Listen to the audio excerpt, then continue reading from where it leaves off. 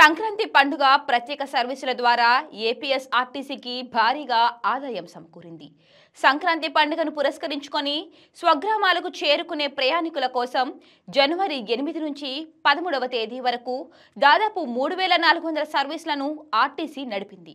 అలాగే పండుగకు సొంతూర్లకు వెళ్లిన వారు తిరుగు ప్రయాణానికి 16వ తేదీ నుంచి 20 వరకు 3800 సర్వీసులను ఆర్టీసీ ఏర్పాటు చేసింది. మరోపక్క సంక్రాంతి పండుగకు నడిపే బస్సుల్లో ప్రయాణికులపై ఎలాంటి అదనపు ఛార్జీలు వసూలు చేయమని సంస్థ ఎండీ ప్రకటించడంతో పాటు రాను పోను టికెట్లు ఒకేసారి బుక్ చేసుకున్న వారికి 10% రాయితీ కూడా కల్పించింది. ఈ క్రమంలో సంక్రాంతికి ప్రయాణికులను అధిక సంఖ్యలో తమ గమ్యస్థానాలకు చేరవేసి ఆర్టీసీ రికార్డు సృష్టించింది. ఇప్పటి వరకు దాదాపు 4 లక్షల మంది ప్రయాణాలు సాగించారు. తద్వారా ఆర్టీసీకి ఇప్పటి వరకు సుమారు 12 కోట్ల ఆదాయం వచ్చింది. ఈ పండుగకు 12.5 కోట్ల ఆదాయ లక్ష్యంగా ఆర్టీసీ అంచనా వేసుకోగా ఆ లక్ష్యానికి చేరుకుంటోంది. సంక్రాంతికి సొంతూర్లకు వెళ్లిన ప్రయాణికుల తిరుగు ప్రయాణాలు కొనసాగుతున్నందున మరింత ఆదాయం వస్తుందని ఆర్టీసీ భావిస్తోంది. గత ఏడాది రానుపోను కలిపి ఆర్టీసీకి 12 కోట్ల ఆదాయం వచ్చింది. దాదాపు 4.3 లక్షల మంది ప్రయాణికులు